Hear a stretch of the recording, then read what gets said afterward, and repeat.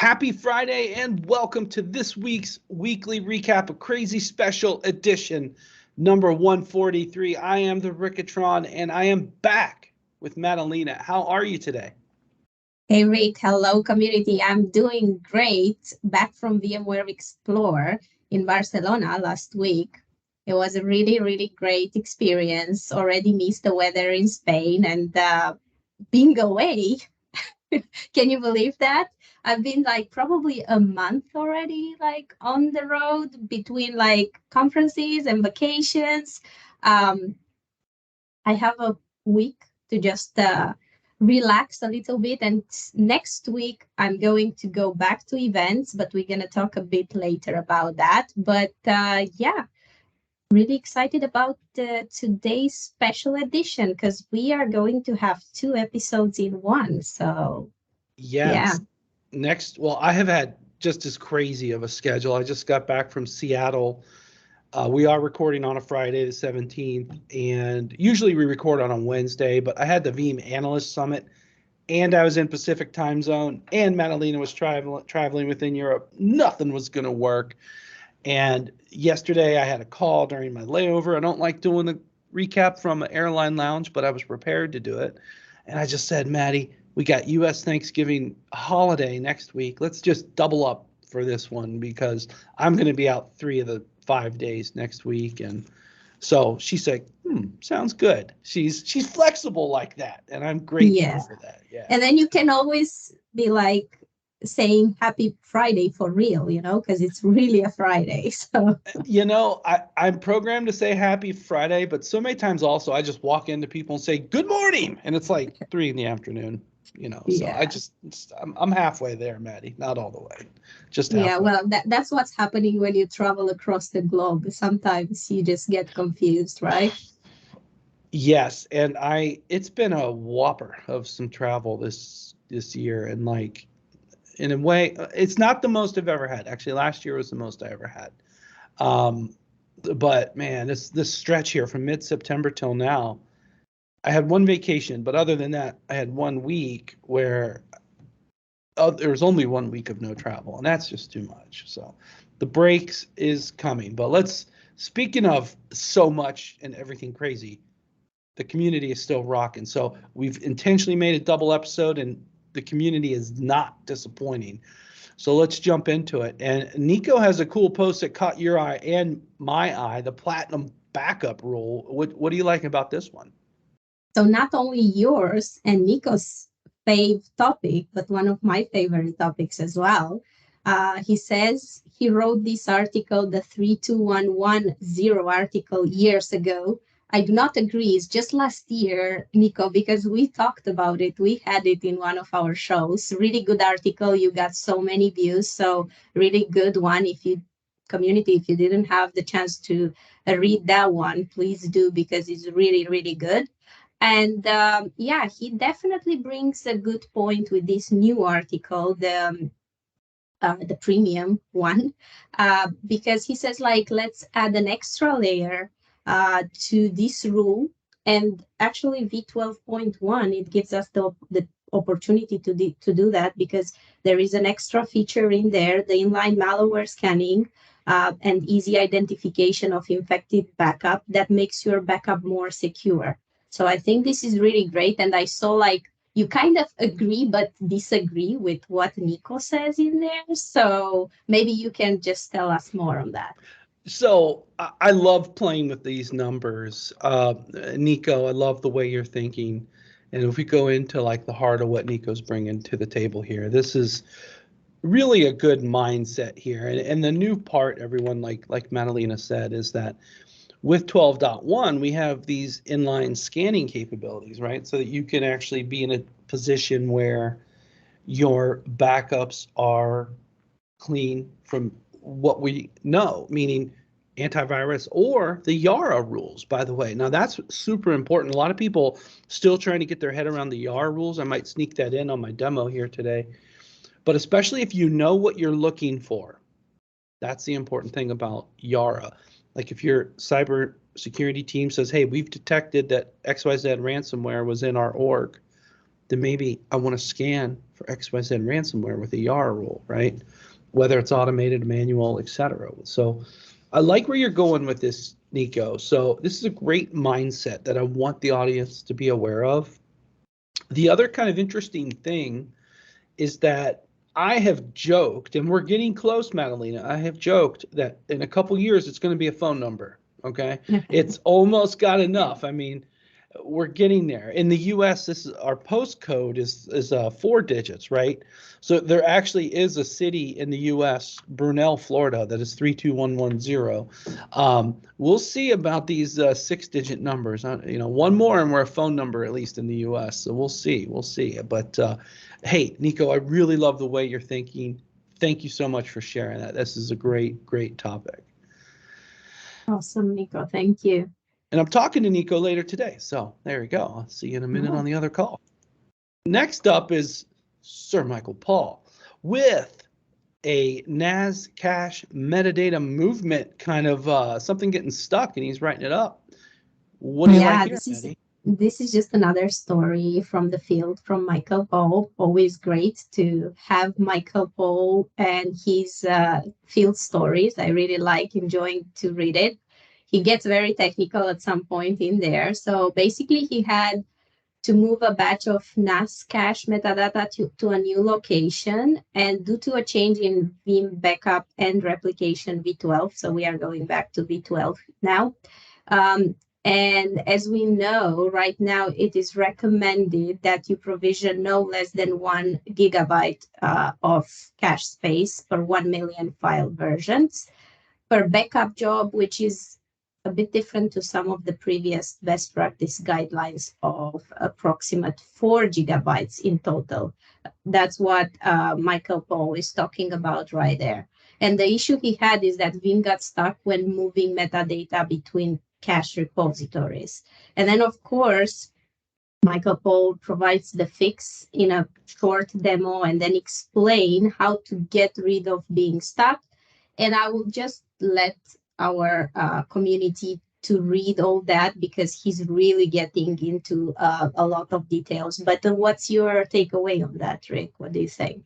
Yeah, this is a great write-up by Michael in the sense of this is one of those things that something else gets in the way of something else. And this is a great way to sort it out quickly. I've had something like this happen with the object storage, which is one of the new things that are coming in. It will be part of the demo I go into here in a second. But I think that that's really just a good piece of information to know if you're ever in this situation here. So thank you so much, Michael, for writing this up. I personally haven't had this one, but this is a great relay here on the Community Hub. So thank you for that.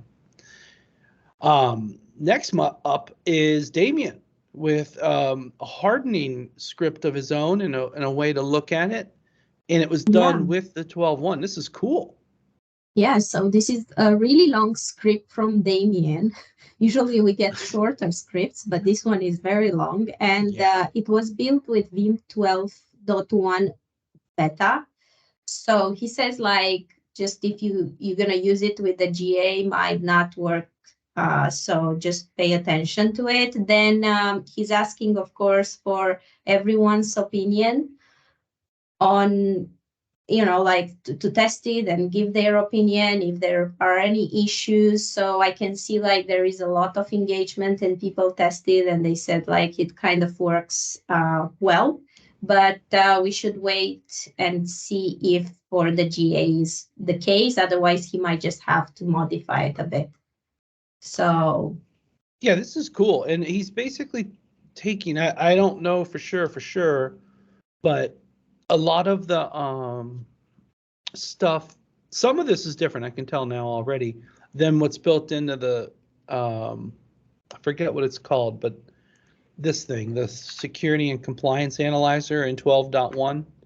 A lot of what Damien's talking about is in there, and but he's putting it in a different way to take it out. Maybe this is one of those things that go internally for like an audit or just a check, run automated. This is actually a really interesting thing in that if you run this and get it sent to you, find the different things, what's different. That's kind of interesting. So I can see how you could use that, Damien, in addition to the part built into B&R. And I'm going to be a little cheeky here, Madalina. Should I take this script and put it in AI to see if it could be shorter? I don't know, but that's the world we're going to be living in real soon, to kind of clean up scripts and stuff. I'm thinking maybe we can challenge Damien to let us know if he uses AI, he's going to do it in there, if he can just do like a shorter version of it, because obviously that would be easier to manipulate rather than just have all that code in there. So yeah, might just be a good challenge for Damien. Well, and the other big thing is that the main thing is it spits out an HTML file, right? So that's this visual here. So that's one big difference to some of the other scripts we do. And then he's also got a sample report right here that you could go click on. So regardless, thank you, Damien. Nice to hear from you in this forum on that in the script library. Thank you for sharing.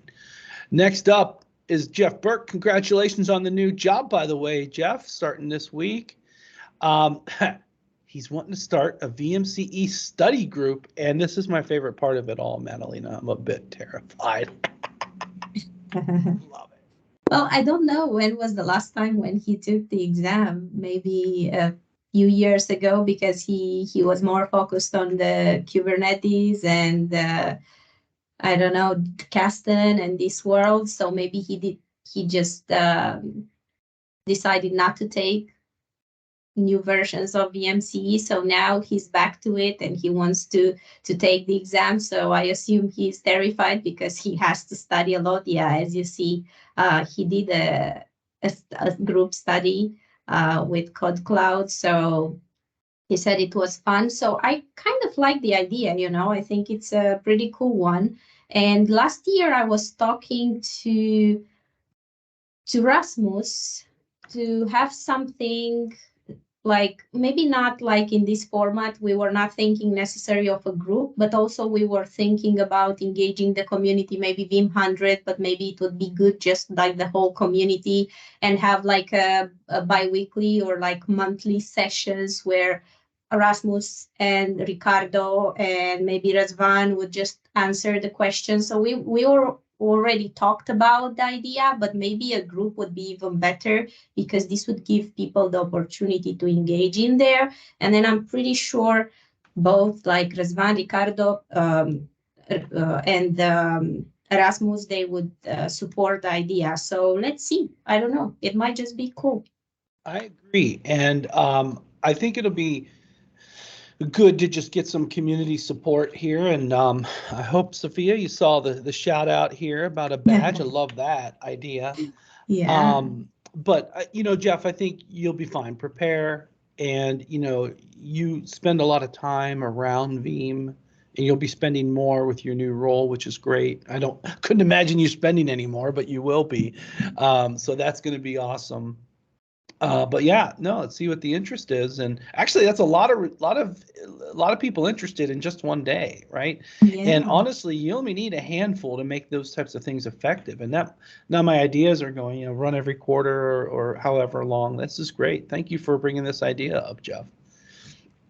All right, I'm not even counting how many things we have today, but this is our last piece of content. I think this is 5. So we're super breaking the rule. And Steve Ferns is back with his series on object storage stuff, right? He's in our Product Management Alliances group, and he's had the series go a number of times before. And actually, I want to say it's been a few months. So what was episode 4? It was 8 months ago. So it's been a while. So Steve's back and good as ever. And what I really liked about this one, Madalina, is he's talking specifically about the Smart Object Storage API. So the SOS API, or Smart Object Storage API, this is a really powerful technology. As we go forward, this is going to make a big difference on things. He is using Object First, which is, by the way, just coinky-dink. That's where Jeff is going for his new job. It's an object storage partner. There are other ones. I think Scality has it. Cloudian may. I don't remember who's all implemented yet, so I better just stop. I know that we've offered the API to a lot of other storage vendors, but it's real simple. Veeam goes to these storages with their smart object entities, basically everything from performance to locality to capacity, all those types of things are kind of sorted out. Because by pure definition, object storage, they don't even know these types of things. So this is great. And actually, the easiest way to see it is that they turn blue. That's how you know that they're smart. But Steve writes up a couple of things where you can see what this looks like and how the nodes are selected, which is great. And he's going through the individual nodes. And the smart entity will facilitate the life cycle of the cluster. That's pretty interesting, right? So when you think about balancing I/O, capacity, performance, network, that's all smart. So this is, and the best part is you don't have to configure anything as a Veeam backup job or the configuration of the repository. So a lot of me talking there, but Maddie, I think Steve's post is rather interesting here. It is definitely interesting, and I really like the series. I think every time we had the occasion, we mention it, and I don't know if this is the last one from the series or not, but looking forward for his next article because I really enjoy his postings. Always very interesting and always great information that, like is not that available at the hub. So it's always good information. So yeah. Indeed. And I think I just found a problem. I mean, I need to do a badge audit. He only has 2 badges. What's going on? Oh, no. Something's wrong. Like, I think he's presented at Veeam. I'm not 100% sure. Steve, I'm going to look into this. I feel like you're awesomer than 2 badges. Well, let's see what we can do. All right. Let's go over to special department, and we got one close to you, Madalina. What's coming up next week?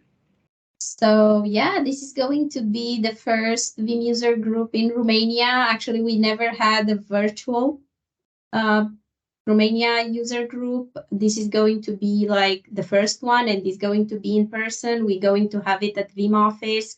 We already have over 25 people that register for this event. And if you haven't registered and you are in Romania on Thursday, the 23rd, you can use that link and you can just register with us. We are really looking forward. We're going to have a lot of great content. Andre from our team is coming to Romania as well. He's going to be present at this event. He's going to have a talk about cybersecurity. And then we also going to have Cornell, who's going to discuss best practices. We're going to have somebody from support, Eugen. He's going to talk Veeam support, which I think is always important. And then obviously a session Microsoft 365, and then Răzvan Ionescu, who is a technical trainer. He's going to talk backup and replication. So I'm going to give a talk as well about community, as you can see. And hopefully this is going to be super successful. I'm really looking forward to it. It's going to be interesting because I never gave a talk about community in Romanian. So that's going to be a bit challenging. Yes. I will have to do it. So yeah, that's going to be interesting. So 2 things here. In the green box, is Razvan's session A to K, or is K the last of the alphabet? Because I translated it to English. No, it's A to Z as well. We say that, but I think he wanted to be smart and he just decided to put K instead of Z. Interesting. Interesting. Yeah. And then, you're keynoting in blue. So it's funny you say that, by the way. One time, so AZ, his native language isn't English, and all of his Veeam stuff has always been in English. I asked him to go in his native language one time and do a Veeam on tour event, and he's like, I don't know, man. I've never done Veeam non-English, and it's hard. It blows my mind to then switch into your natural, your first language for that, because this work stuff is all English. Yeah, when we were in Brazil, in Sao Paulo, I had this conversation with Julia, and she was so nervous giving a talk in Portuguese, she was like, oh my God, when I do it in English, I'm not that nervous. I'm very nervous doing it in Portuguese because I've never done it. Yeah. So yeah. I think it'll be great. You got this, Maddie. I know you can rock it. And actually, this is a great recipe. My favorite part on this, right here, getting support involved, especially the SWAT team, because they're the ransomware team, right? So you've gone right to the heart here. So let me know how. Actually, give me that slide deck too while you're at it, because I want it. You know, that's going to be great. I will definitely. And we're going to share impressions, our next recap for sure. Heck, I would come, but that's U.S. Thanksgiving holiday. I cannot miss that one. And is that the Veeam office? I don't know that. Yes, that's the Okay. Veeam office. One of them, because we have two here in Bucharest. Yeah. So one of those, yes. Yeah, I remember Offie. So yeah. Yeah. Awesome. Great job. Rocket, Maddie. You got this. Just seeing what kind of icons came up for that one. Oh, those are all okay. All right. Next and final on special department. And we're going long, friends, just because there's a lot to cover. So thank you for sticking with us. We still got a demo and who's new up. This is a cool one. I guess this would be the week after the the 29th. That's US going holiday. To be but this, the 29th. This is the first recap before, so that's why we're bringing this one up. VUG Canada is representing here. Got Chris, Tyler, and Hen talking about architecture.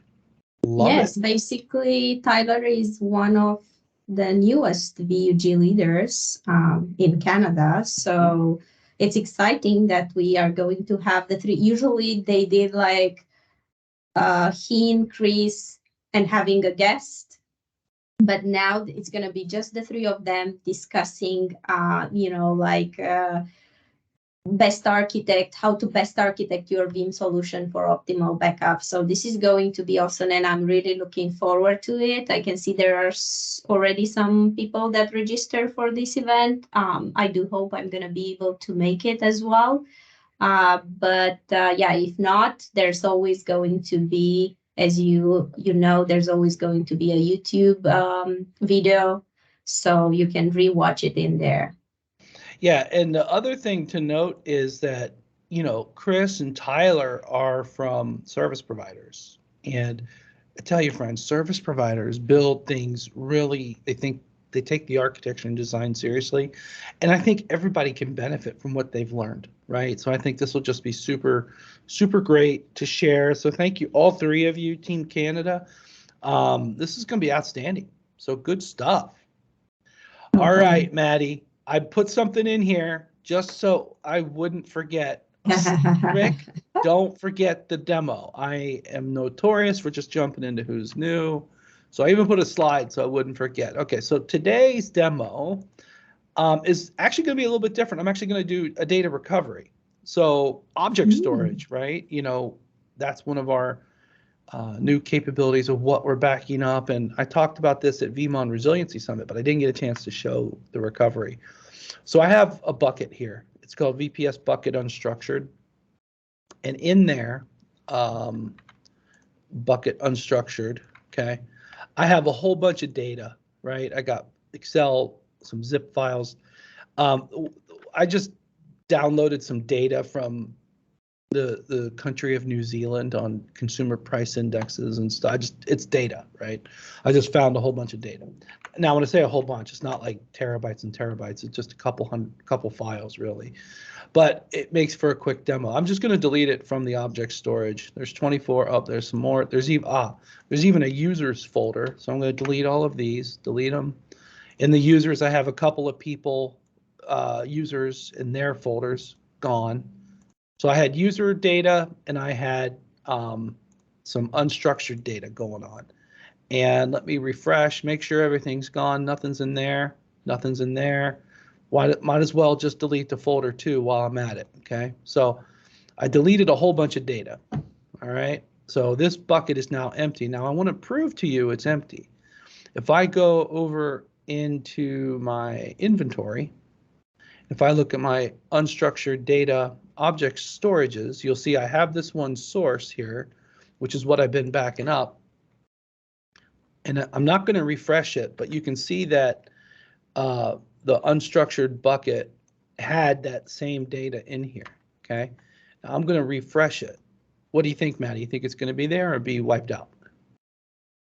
I don't know. Let's check it Let's out. check. I'm curious now. It's gone, Oh, right? All that data is gone it's in Veeam. gone. So the delete over in this tool, which by the way, if any of you are looking for a tool, this tool is a really nice free way to browse object storage from MSP360. I mean, kind of weird to go to another. I just don't have a Veeam tool that's really easy, but this is just super easy to get data in and out of object storage. So a little lab trick there for you. But anyways, that's how I got it in there, and that's how I destroyed it. But the good news is I've backed it up. So that bucket was backed up last night. So now I'm actually going to do a recovery. So I could take the whole thing back to a point in time, or I could just pull individual things or the entire bucket. But since I wiped the whole thing, I'm just going to pull it all back.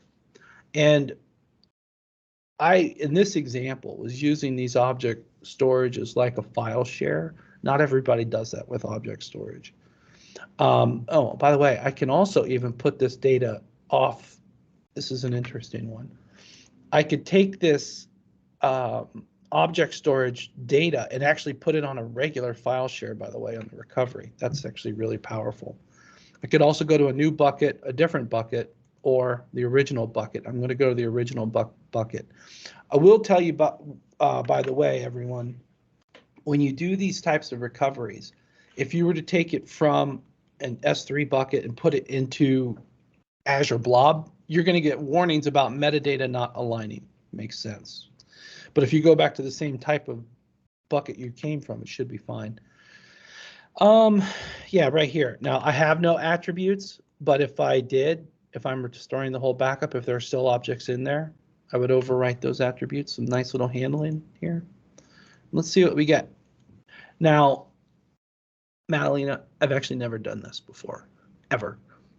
So Well, that's great. You are there, just doing it now with all our community. So let's see what we get.